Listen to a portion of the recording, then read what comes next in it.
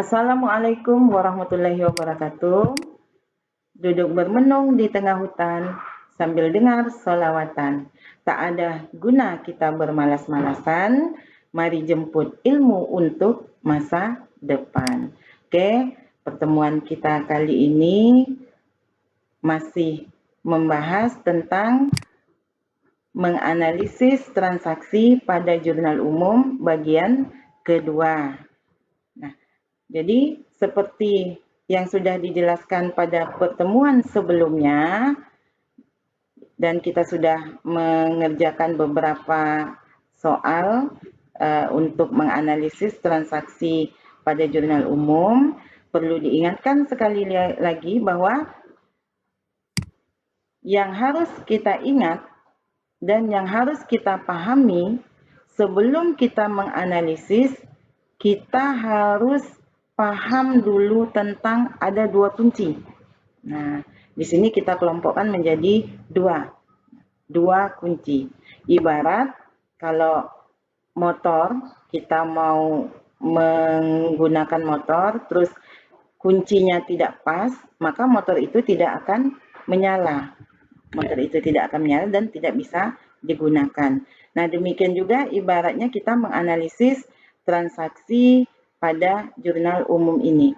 Apabila kita salah dalam menganalisisnya, nah, maka hasil jurnal dan hasil nanti terakhirnya itu pun akan salah. Oke, apa kuncinya? Kuncinya yang pertama adalah mengingat dan memahami jenis dan pengelompokan akun-akun. Perlu di sini kita memahami jenis dan pengelompokan akun. Nah, pada saat ada transaksi, kita analisis akun apa saja yang muncul. Akun apa yang muncul dari transaksi tersebut. Sehingga kita kelompokkan, nah akun ini masuk kemana atau dikelompokkan kemana dia. Oke, kemudian kunci yang kedua yaitu mekanisme atau kaidah debit dan kredit. Nah, ini pun penting. Walaupun kita sudah paham akun apa nanti yang muncul dari transaksi yang sedang kita kerjakan, tetapi kita tidak tahu ini posisinya nanti di debit atau di kredit. Nah, itu pun bisa salah dalam menganalisis. Seharusnya posisinya atau tempatnya di debit, kita buat di kredit. Nah, jadi kita bisa salah. Jadi dua kunci ini yang perlu kalian pahami terlebih dahulu. Karena sering kita ini mengatakan bahwa kok susah ya dalam membuat jurnal. Duh, nggak gampang, sulit, dan lain sebagainya. Padahal enggak. Apabila kalian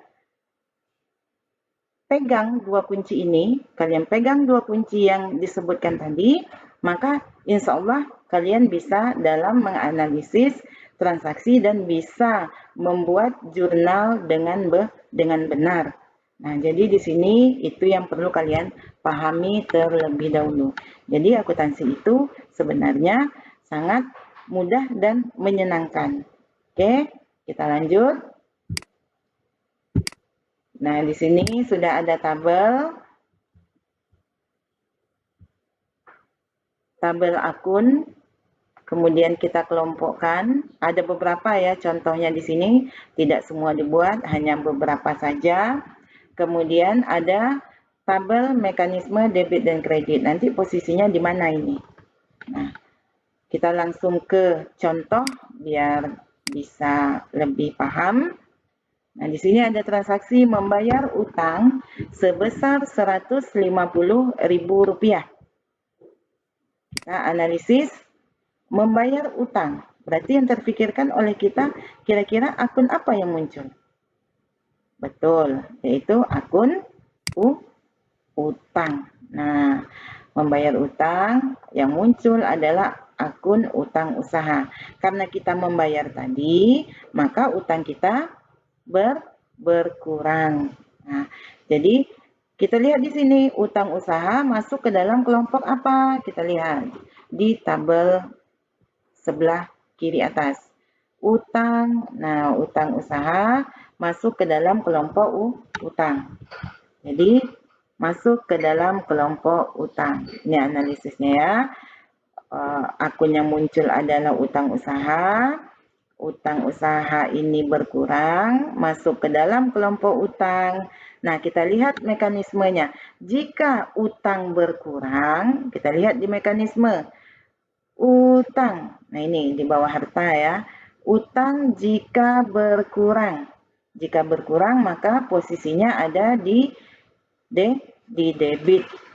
Oke, kelompok utang, utang berkurang. Jika utang berkurang, maka posisinya di debit sebesar Rp150.000.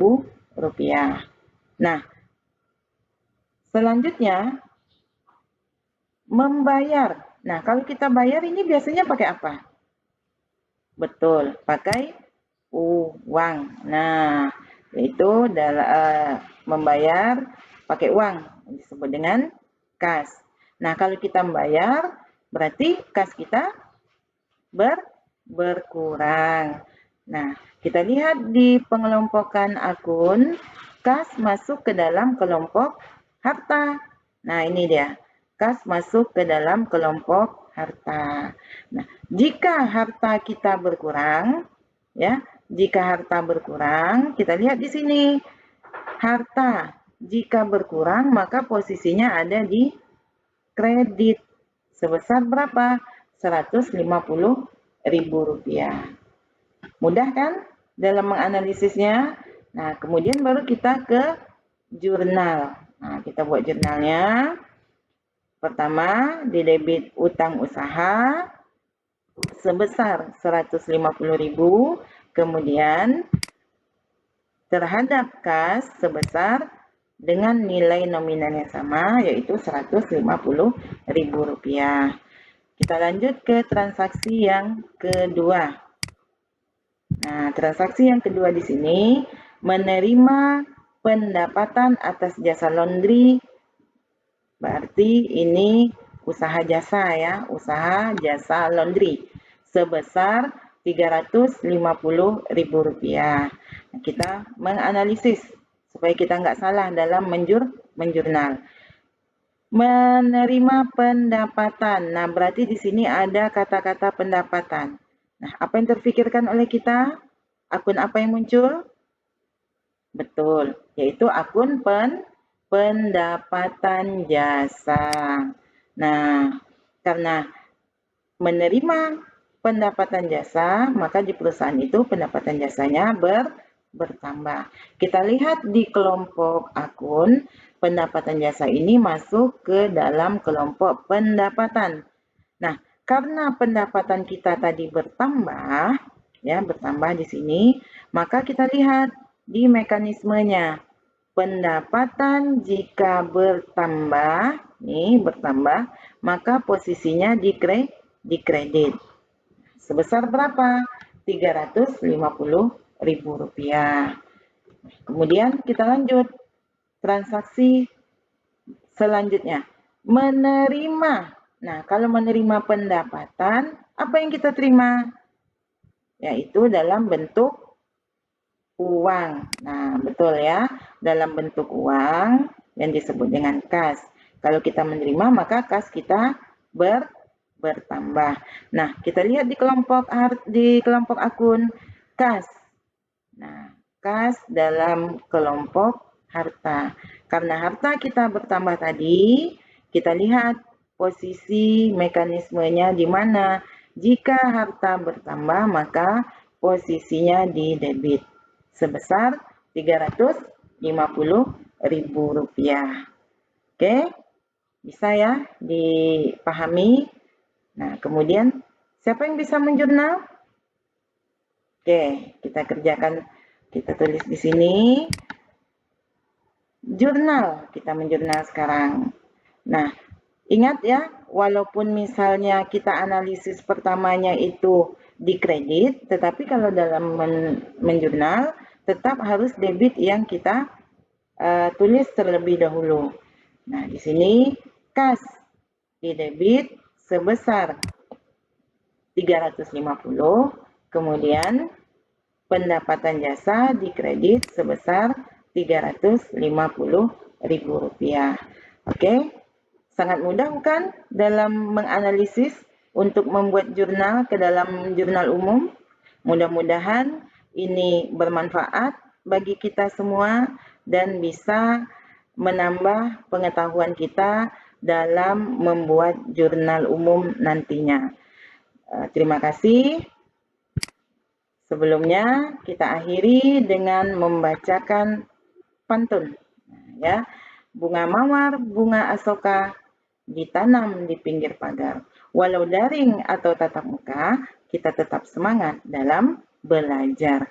Billahi taufiq wal hidayah. Assalamualaikum warahmatullahi wabarakatuh.